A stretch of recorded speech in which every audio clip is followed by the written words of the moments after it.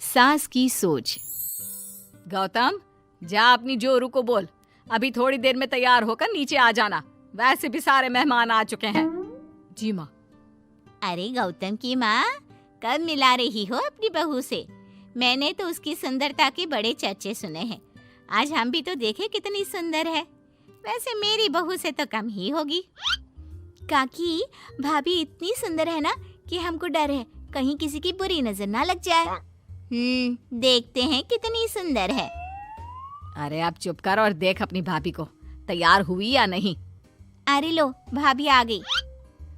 अरे कितनी सुंदर है, इसके चेहरे पे तो चांद सी चमक है। सुन रिमझिम, क्या नाम है तेरी भाभी का? सही पहचाना आपने, चांदनी है मेरी भाभी का नाम। क्या हुआ काकी, मुंह से बाहर शब्द नहीं निकल रहे? या चांदनी भाभी की चांद सी सुंदरता ने आपका मुंह बंद करवा दिया? हाँ, सुंदर तो है, पर सुंदरता से क्या होता है? लड़की में गुण भी तो होने चाहिए। मेरी बहू में सुंदरता के साथ साथ संस्कार भी है। अरे वाह गौतम, सच्ची में तुम्हारी बीवी बहुत सुंदर है। हाँ, एकदम चांद जैसे अलग चमक रही है तुम्हारी बीवी इस पूरी पार्टी में। बात तो तुम एकदम सही कह रहे हो।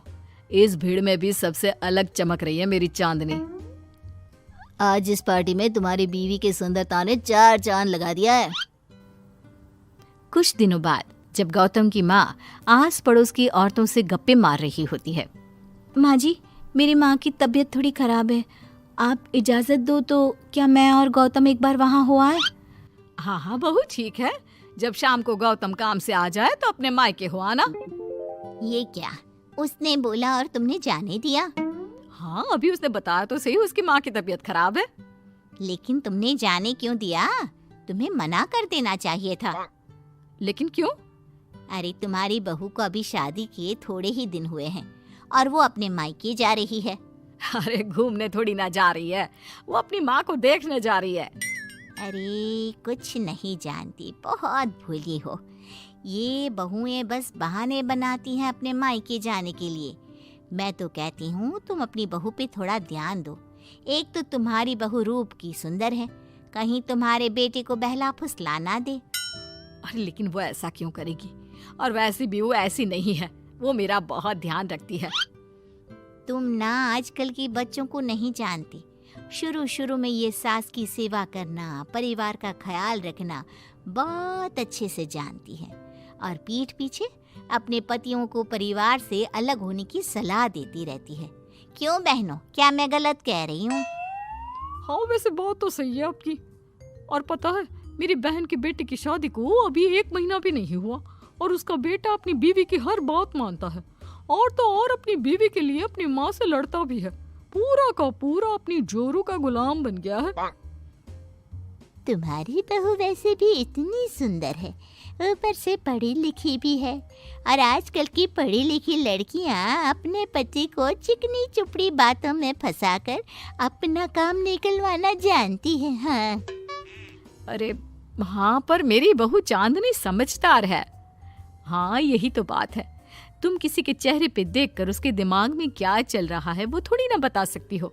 और हाँ, अपनी बहू के चांद से सुंदर चेहरे को देखकर धोखा मत खा जाना।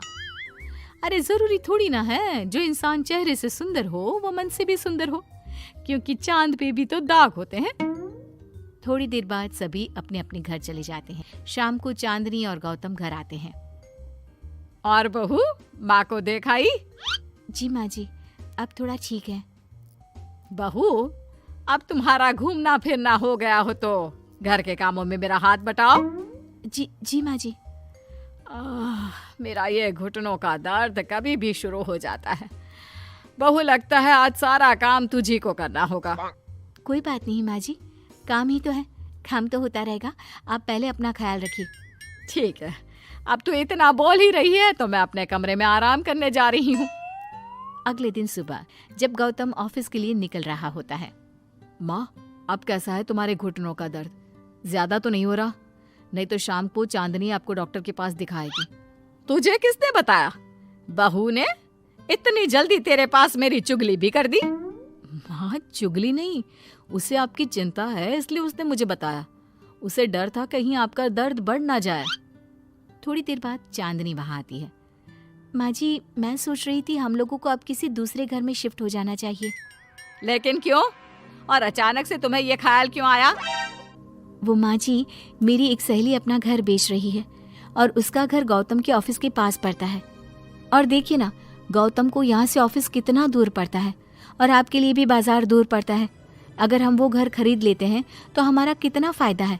गौतम को ऑफिस के लिए दूर नहीं जाना पड़ेगा और आपको जब शॉपिंग जाने का मन करे आप जा सकती हो। ऊपर से वो मेरी दोस्त है तो वो हमें घर थोड़े कम दाम में भी बेचेगी। हाँ, बात तो तुम सही कह रही हो। कोई जरूरत नहीं है घर बदलने की। और तू क्या अपनी बीवी के हाँ में हाँ मिला रहा है? लेकिन माँ, मैंने एक बार बोल दिया ना तो बस, अब इसके बारे में कोई बात नहीं होगी। और ये कहते हुए वो अपने कमरे में चली जाती है। चांदनी भी उनके पीछे पीछे चली जाती है। क्या हुआ माँ जी? मैं कुछ दिनों से देख रही हूँ आप कुछ अजीब सा बर्ताव कर रही हैं। क्या अजीब सा? ऐसा ही तो करती हूँ। अगर तू मुझसे घर के बारे में बात करने आई है तो पहले ही कह देती हूँ, बिल्कुल नहीं। नहीं माँ जी, घर के बारे में बात करने नहीं आई। माँ जी, मुझसे कोई गलती हो गई है क्या? अगर कोई गलती की है तो डांट दीजिए, बात कीजिए, पर माँ जी ऐसा व्यवहार मत कीजिए। मैं बिल्कुल बुरा नहीं मानूंगी। और अगर आप अभी बताना नहीं चाहती तो आपका जब मन करे बता देना। मैं बस इतना ही कहने आई थी। कहीं मैं आस पड़ोस की औरतों की बातों में आके अपनी बहू के साथ गलत तो नहीं कर रही? और वैसे भी वो सही तो बोल रही थी। उसने मेरे और गौतम के बारे में ही तो सोचा। वो हमारे बारे में इतना सोच रही है और मैं दूसरों की बातों में आकर उस पर शक कर रही हूँ। कुछ दिनों बाद काकी गौतम के घर गौतम की माँ से मिलने आती है। और गौतम की माँ, कैसी हो? मैंने सुना तुम घर बदल रही हो। हाँ, वो वहाँ से गौतम का ऑफिस पास पड़ता है ना, वहाँ की तरफ ज्यादा सुविधाएं भी है। लेकिन इतनी जल्दी तुमने घर कैसे ढूंढा? किसने बताया? मुझे भी बताओ, मुझे भी अपना घर बदलना था। ये चांदनी का आइडिया था, उसी ने घर ढूंढा। देखा, मैंने कहा था ना, इसने अभी से अलग घर ढूंढना भी शुरू कर दिया। देखो, इसमें मेरी भी रजामंदी है। और तुम क्या मेरी बहू की जासूसी करने यहाँ आती हो या मेरा हाल चाल पूछने? मैं तो बस। और एक बात मेरी ध्यान से सुन लो, मेरी बहू भी सुंदर है, उसका मन भी उसी की तरह सुंदर है। और एक बात, चांद में दाग जरूर होते हैं, पर जिस तरह आसमान के सभी तारे मिलकर चांद जैसी चमक नहीं दे सकते, उसी तरह मेरी बहू चांदनी की सुंदरता और खूबियों की बराबरी तुम्हारी या और किसी की बहू नहीं कर सकती। कहने की जरूरत नहीं। काकी कोई भी जवाब दिए बिना चुपचाप वहां से उठकर चली जाती है।